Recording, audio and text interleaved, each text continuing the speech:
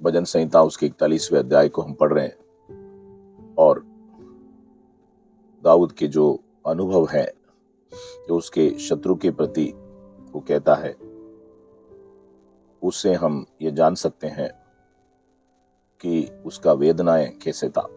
कभी कभी हमारे जीवन में, बहुत पहले के जीवन में किए किसी अपराध या दुर्गुण को स्मरण रखते हुए लोग हमारे शत्रु बनकर हमारे ऊपर आरोप लगाते हैं और बदला लेने की चाहत रखते हैं। ईसाईयत के प्रारंभिक इतिहास में हम जब पढ़ते हैं, बहुत सारा जो कारण है जिसके द्वारा मसीह लोग सताए गए थे।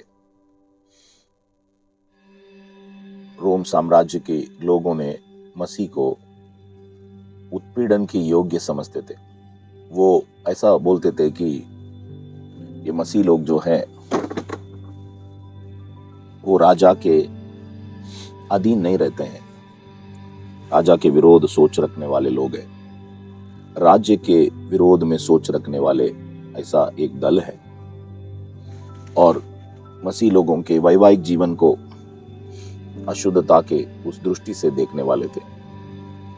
मसीहों को नर बलि करने वाले करके उनके ऊपर आरोप लगाते थे। प्रभु यीशु मसीह के देह और लहू करके जो प्रभु भोजन जो दर्शाता है, उससे उनको नर बलि करने वाले, कैनिबलिज्म, ऐसा उनके ऊपर आरोप लगाते थे।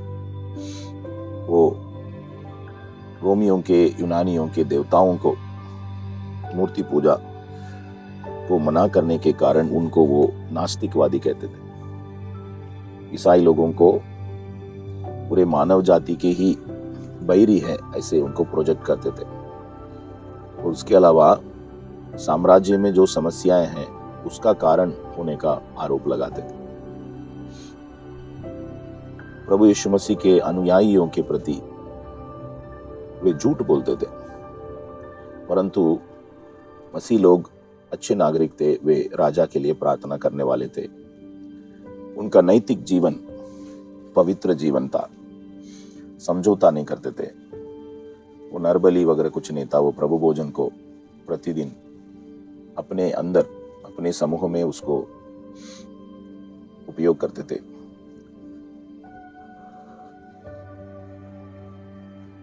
वे नास्तिक नहीं थे, हमेशा लोगों के ऊपर प्रेम करने वाले और अपना प्रेम को प्रकट करने वाले थे। और मसीह लोग साम्राज्य को बेहतर बना रहे थे, उसको खराब नहीं कर रहे थे। तो ये सब उसका हकीकत को देखने के बावजूद साम्राज्य के जो लोग हैं वो उनको बुरे बोलते थे। जब कलीसिया के अगुवे,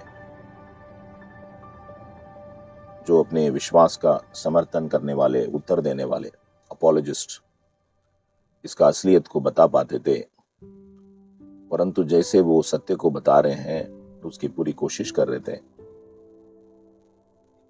मतलब दे वर लूजिंग पब्लिक रिलेशंस, जनसंपर्क का जो क्षेत्र में लोगों को वो खोते जा रहे थे। और उनका हृदय उस बदला लेने की चाहत के साथ मेरा, पवित्र शास्त्र में वो ऐसे हम पढ़ते हैं, अहीतोपेल उसको दाऊद के विरोध में जो सलाह देता है, इसलिए उस घटना से ही वो प्रेरित होकर वो शब्द को लिखता है, जो मेरे साथ रोटी खाया किया वो मेरे विरोध में लात उठाई।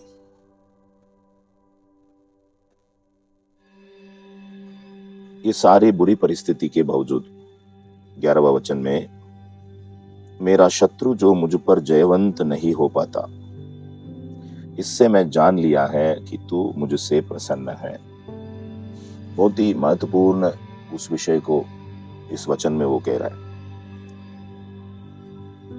शत्रु तो चाहता है कि वो पूर्ण रीति से नष्ट हो जाए, मौका मिलेगा तो उसको, वो खुद ही उसको मार डाले, परंतु शत्रु उनके ऊपर विजय नहीं कर पाए। तो वो एक सबूत है, मेरा शत्रु जो मुझ पर जयवंत नहीं हो पाता, इससे मैं जान लिया कि तू मुझसे प्रसन्न। जब शत्रुता हमारे चारों तरफ में बढ़ता है, परमेश्वर के भक्तों के लिए प्रभु का जो अभिवचन है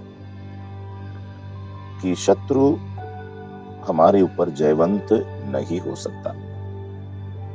आध्यात्मिक दृष्टि से जब इसको देखते हैं, सारी चीजें हमारे विरोध में दिखेगा। भजन संहिता उसके 91 बहुत ही प्यारा सा वो वचन है,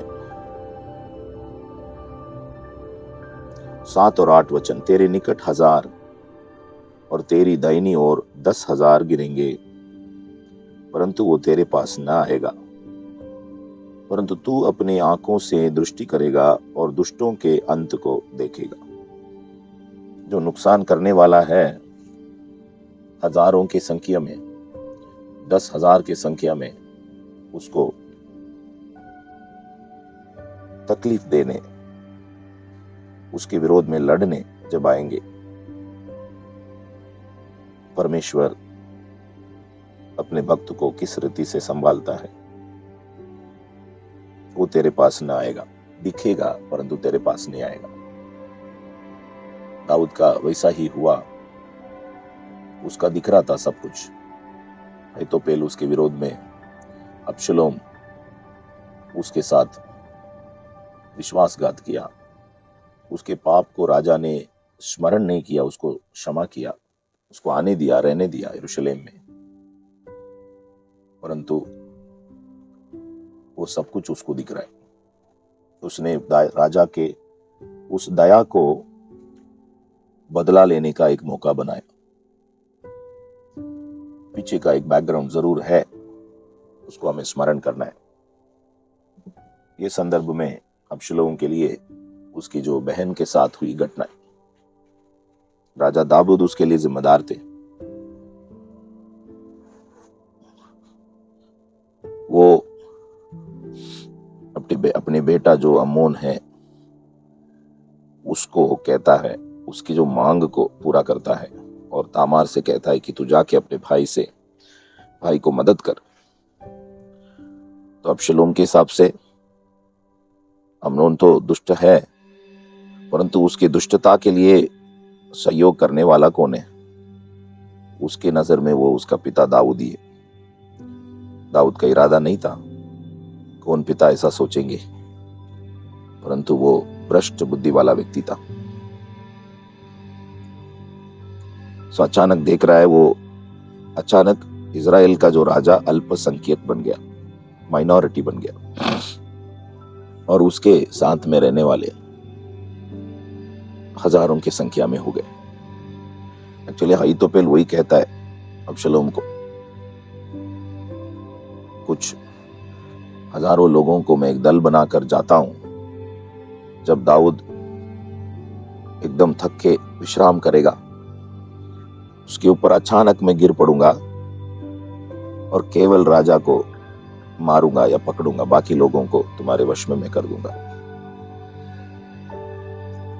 तो वहां पर परमेश्वर ने उसको कैसे हराया। उनके पास सेना है, उनके पास अभी कानून है, अधिकार है, सारे रिसोर्सेस है, यरूशलेम में पहुंच गए।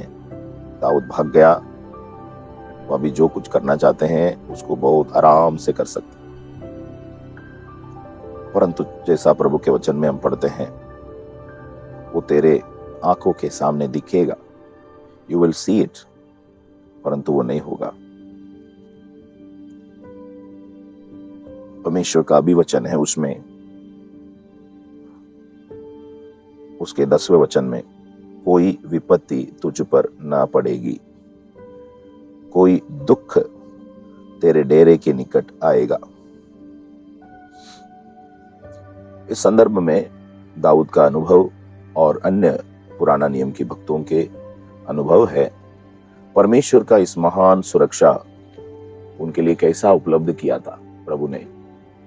परमेश्वर की महान सुरक्षा उनके दिव्य स्वर्गदूतों के द्वारा प्रभु ने उनके लिए प्रदान किया।